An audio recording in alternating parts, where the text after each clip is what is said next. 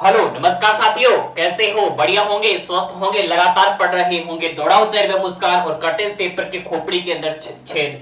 आज दशहरा की हार्दिक हार्दिक शुभकामनाएं सभी दोस्तों को। दोस्तों, 8 से 9 दिन क्लास नहीं हुई, वेरी वेरी सॉरी दोस्तों। अब रेगुलरली क्लास होगी। किसी काम में फंसा हुआ था, मेरे खुद के एग्जाम्स आ चुके थे, इसलिए मैंने बताया नहीं है आपको और मैंने छुट्टी मार ली। चलो दोस्तों, करते हैं उसकी भरपाई।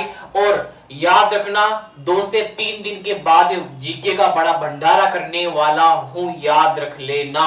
उसके अंदर पेपर की खोपड़ी के अंदर छेदनी, उसको चौपट करेंगे। जितने दिन की छुट्टी मारी उसका सुपड़ा साफ करेंगे, पूरे स्टैटिक का निचोड़ करेंगे। यानी कि जब पटवारी का एग्जाम है उससे पहले पर निपटारा कर देंगे जीके का एक बार। तो स्टार्ट करता हूं आर पार की सीरीज दोस्तों, आर पार की सीरीज। देखो, सीधा पेपर में पूछेगा क्वेश्चन, डायरेक्टली पेपर में पूछेगा। और मां तेरी पसीने की हर बूंद को मोतिया चमकाऊंगा, मां तू सपने बड़े देखना, पूरा करके अब की बात है लेट्स स्टडी परिवार दिखलाएगा। जब जब मंजिल ने हौसलों से कहा तेरे बस की बात नहीं, हौसलों ने मंजिल की आंखों में आंखें डाल के बोला चल छुट्टी तेरी इतनी औकात रही। चलो दोस्तों, मंजिल की ओर बढ़ते हैं बिना टाइम वेस्ट किए। चलो, पहला क्वेश्चन स्क्रीन के सामने, नई राष्ट्रीय शिक्षा नीति सीधा पेपर में पूछेगा। ये क्वेश्चन मेरी गारंटी है 100% पेपर में पूछेगा, स्टार लगा के नोट कर लेना। नई राष्ट्रीय शिक्षा नीति 1986 के बाद कब आई? सीधा पेपर में क्वेश्चन छपा हुआ मिलेगा।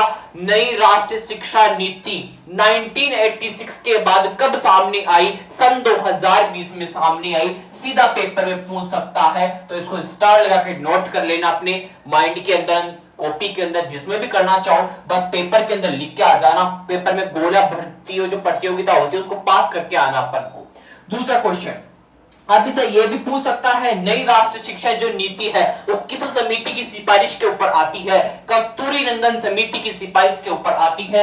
याद रख लेना, अगर समिति पूछेगा आपको तो कस्तूरी रंगन समिति की सिफारिश पे क्या आती है? नई राष्ट्रीय शिक्षा नीति। और जो भंडारा का जो निचोड़ करूंगा उसके अंदर नई राष्ट्रीय शिक्षा नीति का पूरा निचोड़ निकाल के बता दूंगा। ठीक है दोस्तों, अगर फिर भी कोई क्वेश्चन आपको डाउट हो कमेंट बॉक्स में डाल देना। चलो अगला क्वेश्चन, आटाकामा मरुस्थल कहां स्थित है? सीधा पेपर में पूछा हुआ क्वेश्चन है, आटाकामा मरुस्थल कहां स्थित है? दोस्तों, आटाकामा मरुस्थल पूछा है, पेरू और चिली की सीमा के ऊपर कौन सा मरुस्थल है? आटाकामा मरुस्थल। एक हाथ है बड़ा सारा, इनकी बड़ा हाथ है, उसे आटाकामा मरुस्थल कहते हैं। मैं आपको दिखाऊंगा एक दिन आटाकामा मरुस्थल, यहीं पे दिखाऊंगा। ठीक है, अभी तो दिखा नहीं, वहां ले जा नहीं सकता। आटाकामा मरुस्थल कहां? पेरू चिली की सीमा के ऊपर। देखो, अर्जेंटीना में घास के मैदान को क्या कहते हैं? सीधा पेपर में पूछा हुआ ये भी क्वेश्चन, सीधा भूगोल का क्वेश्चन है, ये वाला भी और ये वाला भी। अर्जेंटीना में घास के मैदान को पंपाज कहते हैं। तो मुझे बताओ फिर आप, अमेजोन घास के मैदान, जो अमेजोन घास के मैदान है वो किसे कहते हैं? अमेजोन घास के मैदान। अर्जेंटीना में घास के मैदान को क्या कहोगे? पंपाज कहोगे। ये भी पूछा हुआ क्वेश्चन है और मैंने पढ़ा भी दिया पीछे। सारे के सारे घास के मैदान पढ़ाए थे मैंने, आपको याद हो तो उनको एक बार नोट कर लेना, नहीं भी करो कोई दिक्कत वाली बात नहीं है। जब जीके का भंडारा करेंगे उसमें सभी चीजें आ जाएंगी। अगला क्वेश्चन, नरसिम्हन समिति का संबंध किस क्षेत्र से है? स्टैटिक का और करंट का दोनों क्वेश्चन है, हाल ही में न्यू करंट का क्वेश्चन है। नरसिम्हन समिति का संबंध किस क्षेत्र से आता है? स्टैटिक के पार्ट में ऐड कर दिया इस क्वेश्चन को, बैंकिंग सुधार से संबंध है, यानी कि बैंकिंग के संबंध क्षेत्र के अंदर आती है नरसिम्हन समिति, बैंकिंग के लिए आती है। सीधा पेपर में पूछ सकता है। अगला क्वेश्चन, माधव गोडगिल समिति, सीधा पेपर में पूछेगा, माधव गोडगिल समिति का संबंध किस क्षेत्र से आता है? पश्चिमी क्षेत्र से आता है। किससे आता है? पश्चिमी घाट से आता है। किसका संबंध? माधव गोडगिल समिति का। और नरसिम्हन समिति का बैंकिंग से आता है। और अर्जेंटीना में घास के मैदान को पंपाज कहते हैं। आटाकामा मरुस्थल कहां है? पेरू और चिली की सीमा के ऊपर आता है। अगला, नई राष्ट्रीय शिक्षा नीति 1986 के बाद कब सामने आई? सन 2020 के अंदर सामने आई। तो आज के जो आर पार की सीरीज थी, आपको स्टैटिक का पार्ट था, भूगोल के अंदर ऐड करके क्वेश्चन मैंने आपके सामने 2 से 3 लेके आया हूं। बात करते हैं आगे राज्य दर्शन जो मेघालय का चल रहा था, उसमें अपने उसका राज्य व्यवस्था पढ़ रहे थे, उसकी पढ़ ली थी। आज बात करेंगे उसके आगे की मेघालय की जो राजधानी है क्या है, शिलोंग है। वो 24 स्मार्ट सिटी है, मैंने बताई थी। और मैं क्वेश्चन भी पूछा था कि पहली स्मार्ट सिटी कौन सी है, कमेंट बॉक्स में डाल देना, मैं इंतजार कर रहा हूं। लेकिन अभी भी क्वेश्चन का आंसर नहीं आया दोस्तों। ऐसी गलतफहमी कैसे पैदा हुई, मैंने बताया भी था, मैं फिर आज कह रहा हूं, आज कमेंट बॉक्स में डाल देना कि पहली स्मार्ट सिटी कौन सी है। आगे बात करते हैं मेघालय के राज्य दर्शन की, उसके प्रमुख व्यक्तित्व के बारे में बात करेंगे। उससे पहले अपन उसके राज्य पेड़, राज्य पक्षी, राज्य पशु, उसके फूल के बारे में बात कर लेते हैं। चलो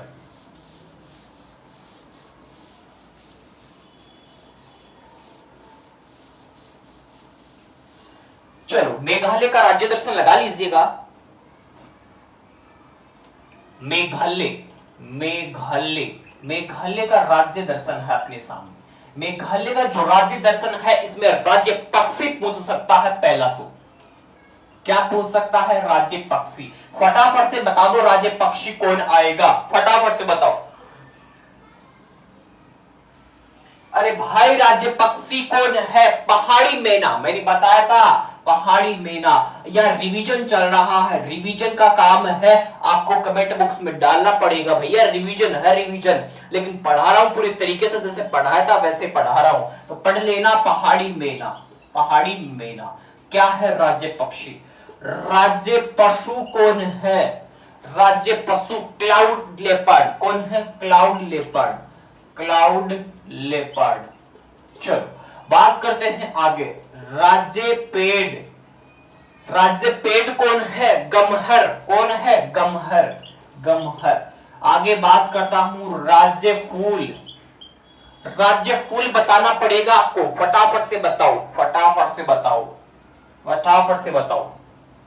अरे नहीं पता, मैंने बताया था लेडी की क्या होती है, स्लीपर, उसकी ऑर्किड यानी कि राज्य फूल, लेडी स्लीपर ऑर्किड। सीधी सी बात है, लेडी स्लीपर ऑर्किड राज्य फूल है। मेघालय का पेड़ गमहर, गमहर का पेड़ राज्य पेड़। और क्लाउड लेपर्ड राज्य पशु, कहां का पशु, मेघालय का। पक्षी पूछे, पहाड़ी मैना। सीधा क्वेश्चन कर सकता है, आपको मैंने बता दिया। बात करते हैं उसके आगे की प्रमुख व्यक्तित्व की बात करते हैं।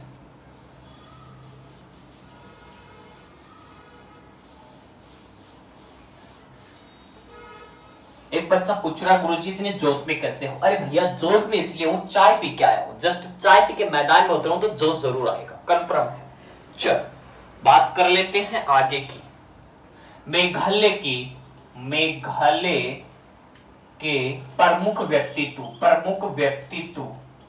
देखो भाई प्रमुख व्यक्तित्व की बात कर लेते हैं, तो प्रमुख व्यक्तित्व में पहला नाम आता है अरुंधति रॉय का। पहला नाम आता है अरुंधति रॉय। अरे भैया सीधी सी बात है, अरुंधति रॉय। इनका जन्म कहां हुआ, पहला क्वेश्चन ये कर सकता है आपको। अरुंधति रॉय का जन्म कहां होता है, शिलोंग में होता है। कहां होता है, शिलोंग में। शिलोंग किसकी राजधानी है, मेघालय की राजधानी है। 100वीं स्मार्ट सिटी भी कौन सी है, वो भी शिलोंग आती है। यहां तक कंफर्म है। अब क्या पूछेगा, अरुंधति रॉय को कौन सा पुरस्कार मिला है, मैन बुकर पुरस्कार। कौन सा पुरस्कार, मैन बुकर पुरस्कार, मैन बुकर पुरस्कार। मैन बुकर पुरस्कार मिला है अरुंधति रॉय को। अब पूछ लेगा किसके लिए मिला है, सब आप कमेंट बॉक्स में डाल देना। मैन बुकर पुरस्कार अरुंधति रॉय को किसके लिए दिया गया, फटाफट से बता दो, फटाफट से बताओ किसके लिए दिया गया था। यहां तक बताना पड़ेगा, फिर बात करते हैं आगे। नहीं पता कमेंट बॉक्स में डाल देना। अब एक छोटा सा साइड में एक डिब्बा बंद करके उसके अंदर छोटी सी चीज लिख लो। आप एक लिख लो, राष्ट्रीय राजनीतिक पार्टी, राष्ट्रीय राजनीतिक पार्टी। देखो एनपीपी, राष्ट्रीय राजनीतिक पार्टी कौन सी है, एनपीपी। अब मैंने पूछा था कि जो अपने कॉनरेड संगमा थे, मेघालय के जो मुख्यमंत्री साहब, वो इसी पार्टी से थे, एनपीपी पार्टी से। कॉनरेड संगमा जी। राष्ट्रीय राजनीतिक पार्टी कौन सी है, एनपीपी है। अब पूछेगा इस एनपीपी की स्थापना कब हुई, याद कर लेना सन 2013 में इसका निर्माण हुआ। क्या हुआ, निर्माण। किसका निर्माण हुआ 2013 में? एनपीपी, नेशनल पीपुल्स पार्टी, मैंने बता दिया। अब क्या पूछेगा, एनपीपी को इसका निर्माण किसने किया, ये क्वेश्चन कर सकता है। तो याद रखना पीए संगमा ने इसका निर्माण किया। किसने किया? पीए संगमा ने एनपीपी, नेशनल पीपुल्स पार्टी का क्या की स्थापना की। क्या किया? स्थापना करता है। निर्माण कब होता है? 2013 में होता है। जो पीए संगमा है ये लोकसभा के स्पीकर भी रह चुके हैं और मेघालय के क्या रह चुके हैं? क्या रह चुके हैं? मुख्यमंत्री भी रह चुके। लोकसभा के स्पीकर, लोकसभा के स्पीकर रह चुके। मेघालय के सीएम रह चुके। मेघालय के सीएम, लोकसभा के स्पीकर पीए संगमा रह चुके हैं। इन्होंने इसकी स्थापना की, एनपीपी, नेशनल पीपुल्स पार्टी। इसी पार्टी से अभी वर्तमान में सीएम कौन है? कोनरेड संगमा जी, वो भी इसी पार्टी से ही है, इसी के ही भाई है। राष्ट्रीय राजनीतिक पार्टी एनपीपी, इसका निर्माण 2013 में होता है। ये इंपॉर्टेंट चीज है, मेरे दिमाग में एक्चुअली आई तो मैंने इसको बता दिया आपको, क्योंकि पेपर में पूछ लेता है तो पूछेगा तो उसकी खोपड़ी में ऐसे थोड़ी छेद होगा, छेद तो उसको घस घस के करना पड़ेगा। चलो बात करते हैं आगे।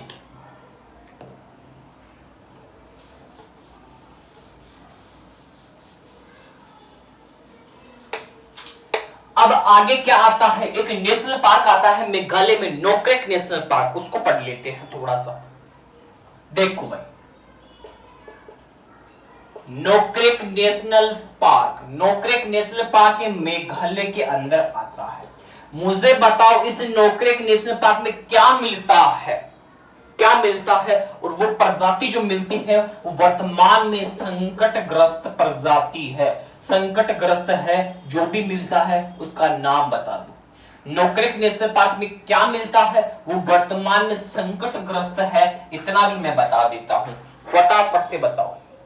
नोक्रेक नेशनल पार्क किसके लिए प्रसिद्ध है? इतनी सी भी हिंट दे रहा हूं। अरे भाई सीधी सी बात है, रेड पांडा के लिए प्रसिद्ध है। रेड पांडा, रेड पांडा के लिए प्रसिद्ध है, प्रसिद्ध है।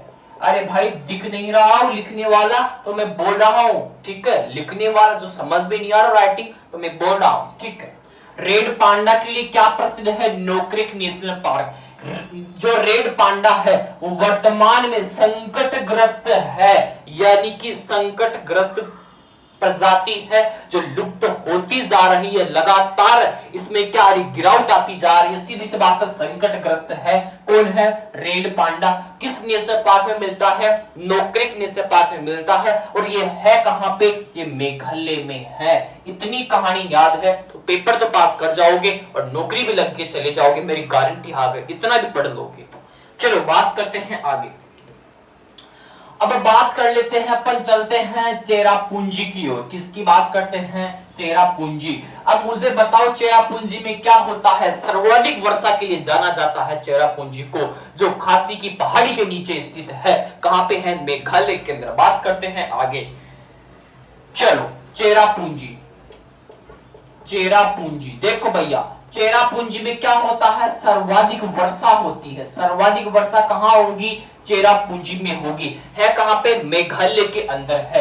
किसके नीचे है? सीधी सी बात है, ये है खासी की पहाड़ी के नीचे। खासी की पहाड़ी के नीचे कौन है? खासी की पहाड़ी के नीचे चेरापूंजी। चेरापूंजी सर्वाधिक वर्षा के लिए जाना जाती है और मेघालय के अंदर आती है। इतनी सी बात याद रख लेना, पेपर तो पास हो ही हो जाएगा, ठीक है। उतार लो फटाफट से, फिर चलते हैं आगे की ओर। चलो फिर आगे। अब आगे जलप्रपात लिख लो आगे। नोखा लिखाई, नोखा लिखाई जलप्रपात पूछेगा। नोखा लिखाई जलप्रपात कहां पे है? चेरापूंजी में है। चेरापूंजी मेघालय में आता है। चेरापूंजी मेघालय में क्या है? नोखा लिखाई जलप्रपात है। कौन है? नोखा लिखाई जलप्रपात। सही तो लिखा है, नोखाली, नोखाली खाई। अच्छा अच्छा, काई नहीं लिखा क्या? सही, बहुत बढ़िया। खा नहीं आएगा क्या? चलो नोखाली काई, अब तो सही है। नोखाली काई जलप्रपात, चलो लिख लो इसको यहां तक। एक जलप्रपात और आता है, उसका नाम बता दो, मैं मिटाता हूं इतनी देर में।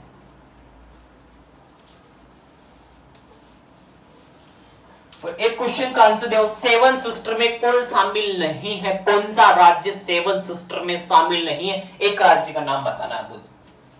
बहुत बढ़िया, सिक्किम, शानदार क्वेश्चन था, उसको लिख लेना। इसी प्रकार मैंने क्यों पूछा, सेवन सिस्टर जलप्रपात, वो भी यही जलप्रपात है जो मेघालय में है, छापो उसको भी।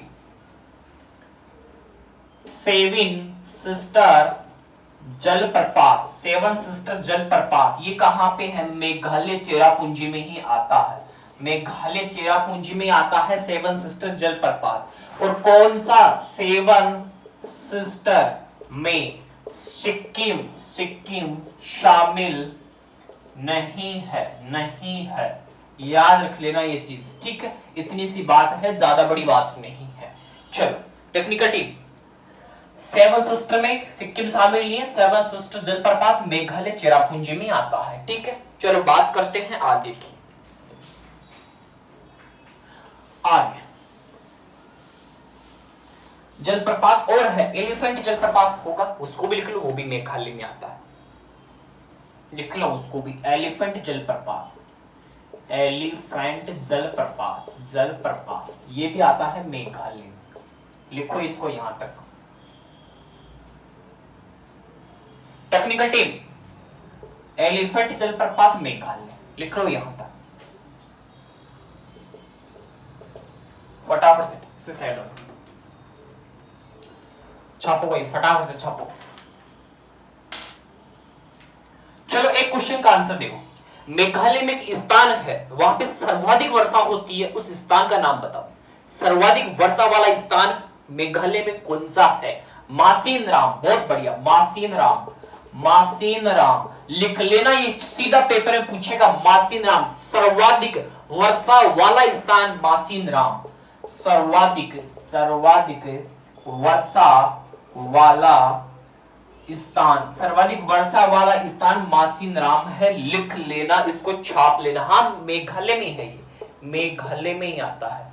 कहां पे आता है? ये मेघालय में आएगा, छाप लो इसको, मेघालय, ठीक है। टेक्निकल टीम टाइम में बता दे मुझे, लिखो यहां तक, आज पूरा करवा दूंगा, थोड़ा सा और रह गया, ठीक है। चलो आगे बात करते हैं, 100 ड्रीम फेस्टिवल की बात करते हैं, जो अच्छी फसल कटाई के ऊपर किया जाता है, वांगाल फेस्टिवल बोलोगे उसको,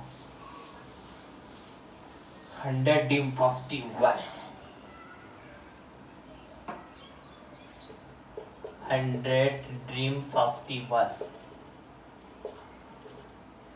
वांगाल, वांगाल फेस्टिवल, याद रख लेना। 100 ड्रीम फेस्टिवल वांगाल फेस्टिवल किसके ऊपर किया जाता है? सीधा पेपर इतना ही पूछेगा, किसके ऊपर किया जाता है, इतना याद रख लेना, अच्छी फसल कटाई, अच्छी फसल कटाई पर किया जाता है 100 ड्रीम फेस्टिवल वांगाल फेस्टिवल, ठीक है। इतना याद रख लेना, बाकी ज्ञान लेना नहीं अपना उद्देश्य। आगे लिखो, सोवी स्मार्ट सिटी, सोवी स्मार्ट सिटी कौन है? शिलोंग है, दिख तो सबको रहा है भैया, सोवी स्मार्ट सिटी शिलोंग है। अब इस शिलोंग से क्या निकलता है क्वेश्चन, ध्यान से सुन लेना, अब बता रहा हूं क्या निकलता है। देखो शिलोंग मेघालय की सबसे ऊंची चोटी, मेघालय की सबसे ऊंची चोटी, सीधा पेपर में पूछ सकता है, मेघालय की सबसे ऊंची चोटी कौन है?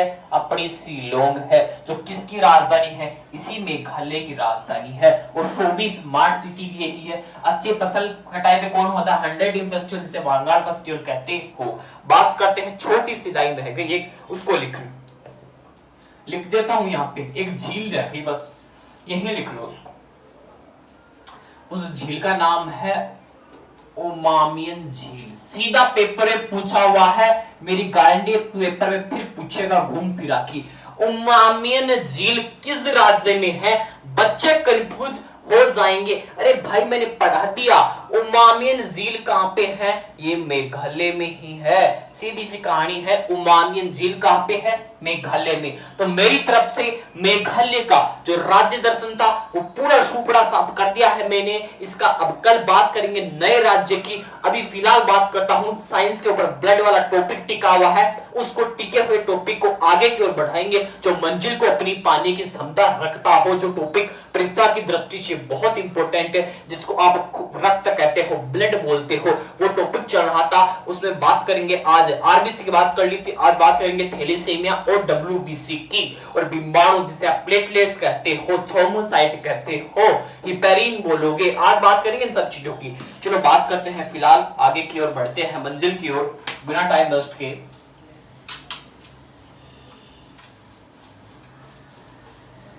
चल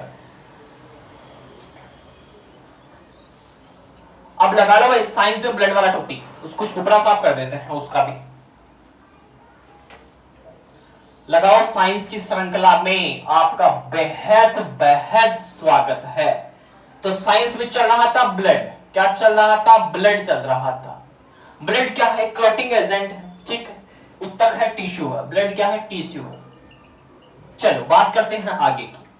अब क्या चल रहा था इसमें? लगाओ थैलेसीमिया। थैलेसीमिया क्या लगाओ? थैलेसीमिया। देखो भैया, थैलेसीमिया जो है इसमें आरबीसी का निर्माण होता है या नहीं होता, इतना सा बता दो। आरबीसी का निर्माण होता है या नहीं, ये पेपर में सीधा पूछा हुआ है। आरएस के पेपर में सीधा सा प्रश्न पूछा हुआ है, फटाफट से बता दो इसका।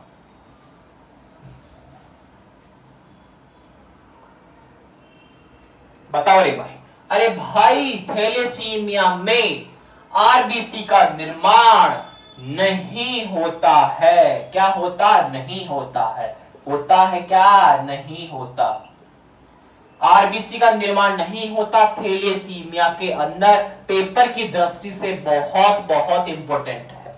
बात करते हैं डब्ल्यूबीसी की और व्हाइट ब्लड कॉर्पस की। चलो बात करते हैं डब्ल्यूबीसी, किसकी बात करते हैं? डब्ल्यूबीसी की। फटाफट से बात करते हैं, जिसे आप क्या कहते हो? ल्यूकोसाइट भी कहते हो।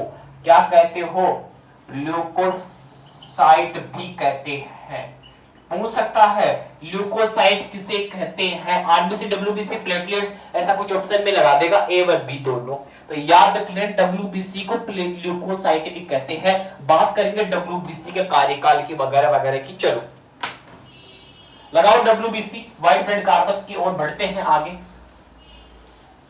वैसे टाइम हो चुका है, लेकिन करवाना जरूरी है इसको, क्योंकि भैया पहली क्लास नहीं लिया मैंने। कोई दिक्कत वाली बात नहीं है, पेपर तक तो आपको छोड़ के आऊंगा, मंजिल तक हम छोड़ के आएंगे, हमारा वादा है, मंजिल तक जरूर छोड़ के आएंगे, धोखा नहीं करेंगे कभी। चलो, जो डब्ल्यूबीसी है इसको क्या बोलोगे? ल्यूकोसाइट। ल्यूकोसाइट। चलो, इसमें केंद्रक पाया जाता है, सीधी सी बात है।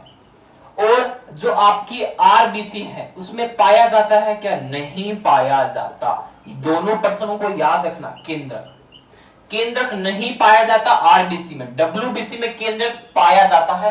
दोनों क्वेश्चन अलग अलग है, ठीक है। बात करते हैं आगे, इसको मिटा रहा हूं आरबीसी।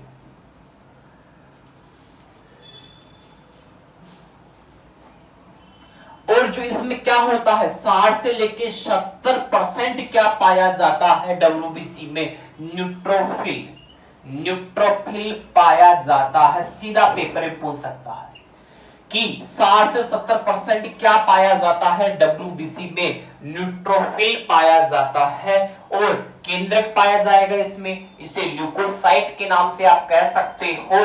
और लिम्फोसाइट होता है, इसमें क्या होता है? और लिम्फोसाइट होता है। क्या होता है? लिम्फोसाइट होता है। लिम्फोसाइट भी होता है। सीधा पेपर में पूछेगा डब्ल्यूबीसी में क्या होता है? लिम्फोसाइट होता है। 60 से 70% न्यूट्रोफिल पाया जाता है। केंद्रक होता है, ल्यूकोसाइट कहते हैं अपन इसको। शरीर का प्रतिरक्षा तंत्र भी कौन है? ये डब्ल्यूबीसी है। याद रख लेना, शरीर का प्रतिरक्षा, प्रतिरक्षा यानी कि सैनिक कौन है? सैनिक है। प्रतिरक्षा तंत्र जो आपका सैनिक है शरीर का, जिसी प्रकार भारत के सैनिक जो वीर है अपनी जो क्या रखते हैं अपने देश की क्या रखते हैं, निगरानी रखते हैं किस नल्ला पाकिस्तान से और चमगादड़ चाइना से अपनी सीमा के ऊपर खड़े रहते हैं, उसी प्रकार अपने शरीर के प्रतिरक्षा तंत्र जो सैनिक है वो कौन है, ये WBC है, व्हाइट ब्लड कॉर्पस है। सीधा पेपर में जो भी क्वेश्चन करे WBC से इससे बाहर नहीं जाएगा। अगर आपको इतना भी आता है पेपर में सर्वाइव कर जाओगे और पेपर पास कर ही निकलोगे, मेरी गारंटी है, वादा ठोक के है। चलो बात करते हैं आज लास्ट बात कर रहा हूं बिंबाणु की, फिर बात करेंगे कल। अभी बिंबाणु तक छोड़ के आ जाओ, डेंगू से हटा के आपको प्लेटलेट कम करवा के अभी चल रहा है ये रोग चल रहा है, अभी प्लेटें डाउन हो गई, डेंगू हो गया, बुखार हो गए, तो इससे बच के रहो भैया, डेंगू मच्छरों से बच के रहो।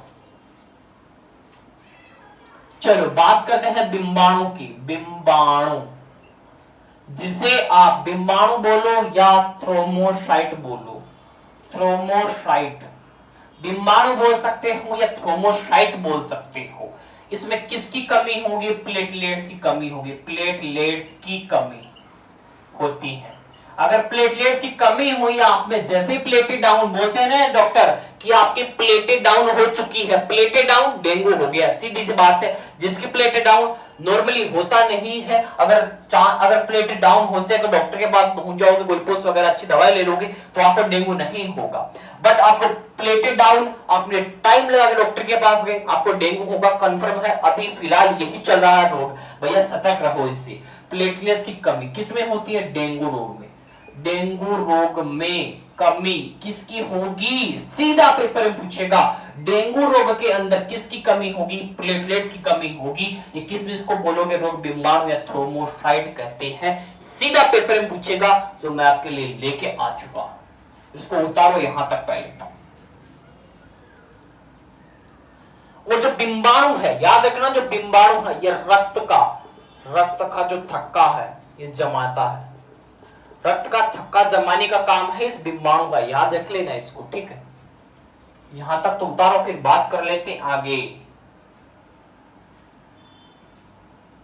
चलो बात करते हैं आगे। जो आपका बिंबाणु होता है इसमें हीमोफीलिया भी पाया जाता है। क्या पाया जाता है, हीमोफीलिया। हीमोफीलिया क्या पाया जाता है, हीमोफीलिया। अब हीमोफीलिया का नाम आ गया तो रगड़ रगड़ के मारेगा एग्जामिनर, लेकिन रगड़ रगड़ के मारने नहीं दूंगा, उसको धोके आना पड़ेगा अपन को कि जो हीमोफीलिया है वो क्वेश्चन यहां तक ही कर सकता है, उसकी औकात इतनी है। जो हीमोफीलिया है ना, इसमें रेयर रक्त का थक्का जमाता है या नहीं जमाता, पेपर में इतना पूछेगा, उसकी औकात नहीं बार क्वेश्चन करने की। ये IAS लेवल तक का क्वेश्चन बता दिया मैंने, अब इससे बाद उसकी औकात है क्या, राजस्थान पुलिस ऐसा वगैरह में क्वेश्चन पूछेगा कि यहाँ से नॉर्मली क्वेश्चन उठाएगा वो। तो हीमो जो फीलिया है इसमें रक्त का थक्का नहीं जमता, सीधी सी बात है, रक्त का थक्का नहीं जमता, रक्त का थक्का नहीं जमता। हीमोफीलिया में, डेंगू रोग में किसी कमी, प्लेटलेट्स की कमी, रक्त का थक्का जमाता, बिंबाणु थ्रोमोसाइट बोलते हो। इतना पूछेगा, बाहर औकात नहीं है एग्जामिनर की, इससे बाहर क्वेश्चन कर ले, करेगा कहां से, हम सिलेबस से भी ज्यादा पढ़ रहे हैं तो पेपर की उसकी क्या औकात की पेपर बना दे, इससे बाहर हो नहीं बना पाएगा, ठीक है। तो दोस्तों आज के लिए तो इतना ही पढ़ा पाऊंगा, बाकी कल पढ़ेंगे। फाइब्रिनोजन, थ्रोम्बोटिन, विटामिन के, ये क्या करते हैं, रक्त के थक्के जमाते हैं या नहीं जमाते, कल बात करेंगे सारों की। तो दोस्तों आज के लिए इतना ही। अपना ध्यान रखना, अपनों का ध्यान रखना, स्वस्थ रहना, तैयारी को मजबूत बनाए रखना। पटवारी से पहले जीके का भंडारा और जो साइंस है उसके 50 महत्वपूर्ण क्वेश्चन 2 दिन में, 25 एक दिन में, 25 एक दिन में, रेगुलर नहीं करा सकता, आप याद नहीं करोगे। 25 याद करूंगा एक दिन, 25 दूसरे दिन याद करूंगा, जीके का भंडारा करूंगा वो भी एक दिन का होगा, जीके का साइंस का होगा 2 दिन का। जो पेपर की तैयारी को मजबूत बनाए, फौलाद की तरह बनाए। आपकी मैथ की क्लासें नहीं आ रही, मैथ की क्लासें 27 तारीख के बाद में आना स्टार्ट होगी। तो इतना ही आज के लिए है। जय हिंद दोस्तों।